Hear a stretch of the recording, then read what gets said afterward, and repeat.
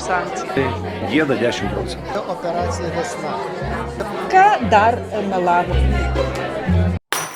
Vat susitikime su visuomenė, toksai kariuomenės vadas Raimundas Vaikšnoras labai piktai atsikirto žmogui iš salės, kuris paminėjo, kad jisai turintis tėvoniją, neturi Kapčiamiesčio.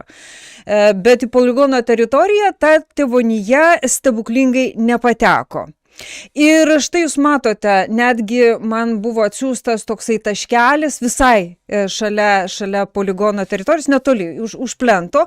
Ir dar man buvo atsiųsta, kas ten galimai gyvena. Tai yra nuoroda, čia aš sako, kad tai yra, žiūrovai sako, kad tai yra brolis.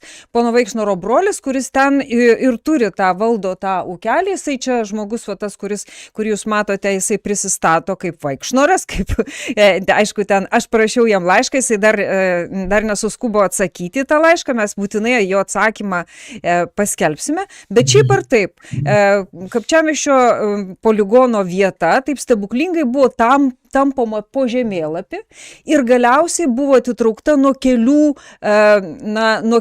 tokių tėvonijų, pavyzdžiui, Rustamo Liubajevo, Grikio, to prezidento Grikio, tokių jau šitogi, kaip jos vadinasi, grybavimo vietų ir be abejo Ausmos Miškinienės brolio jaunojo ūkininko ūkio.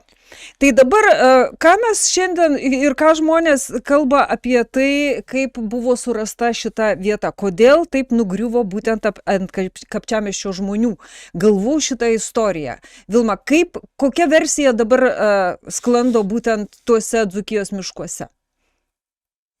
Tiesą sakant, tų versijų yra kaip diena, taip nauja versija ir jos visos auga ir apauga įvairiais gandais ir kalbomis ir būtų labai gerai, jeigu asmenys, kurie vienaip ar kitaip sėtini su tokiais gandais, tiesiog paneigtų arba atsakytų labai aiškiai, kiek ten yra tiesos, taip užkirsdami tiesiog spekulacijoms kelią.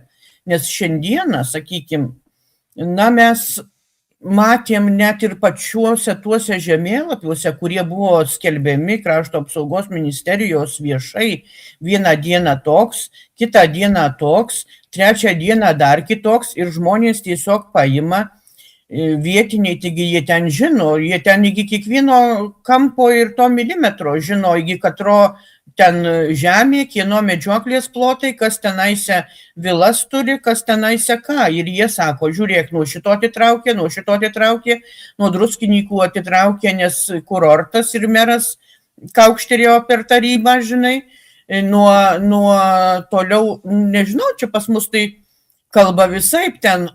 Ir man greičiausiai tą patį atsiuntė čia, ką jūs dabar rodot.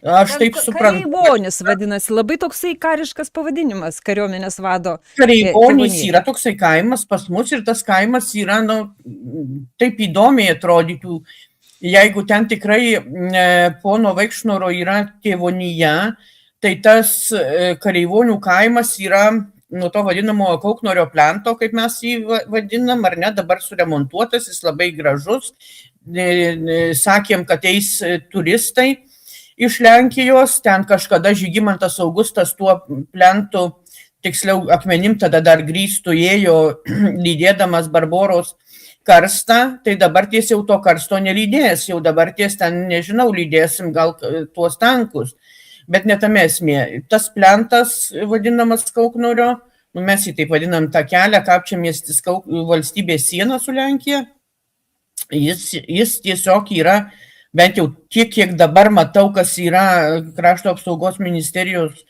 vizualikoje, kad tai yra tam tikra riba, kur baigėsi tas poligono jau teritorinės ribos. Ir tas kareivonių kaimas, jis yra kaip tik už to plento jau. Dar galima pasižiūrėti, kad žiūrovams įdėti tą skaidrę. Tai jeigu ten iš tiesų yra gerbiamo mūsų kariuomenės vado tėvonija ir jis ką nors bendro turi, tai klausimas, ar tu aukotai savo namus, kodėl ten tų kelių šimtų metrų ar ten poros kilometrų neužtempėt tos paklodės iki tų vietų, arba pavyzdžiui Rustamo Liubajevą ten. Dabar jau apie Rustamą Liubajevą irgi visokių kalbų, tai turi ateiti žmogus ir pasakyti, taip turiu, ta prasme, sodybą. Ta sodyba yra ten, kur aplink Marcinkonis ar dar kažkur, arba neturiu. Galų gale, kai tu randi, kad mūsų kariuomenės vadas turi užsienyje įsigijęs nekilnojamojo turto, tai irgi įdomu, tai ko tu tenais nori, bėgsi, nebėgsi, ką tu ten darai.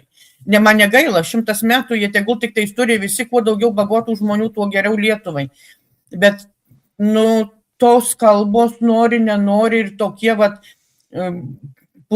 faktai, pusiau faktai, jie kelia intrigas, kelia sąmokslo teorijas, tai niekur neprisideda. Ta prasme, ir ypatingai socialiniuose tinkluose, kada pradedama tuo spekuliuoti, ir dabar aš matau įjungtą tiesiog iš abiejų pusių, kaip čia pasakyti, poligono sąjungininkų, šalininkų ir poligono priešininkų jau, ir ten tiesiog vyksta mūšiai tokie, kad tam poligonui greičiausiai niekada tokių mūšių nematyti dar. Geras pastebėjimas. Aš Vilma, norėjau paklausti dar vieno dalyko.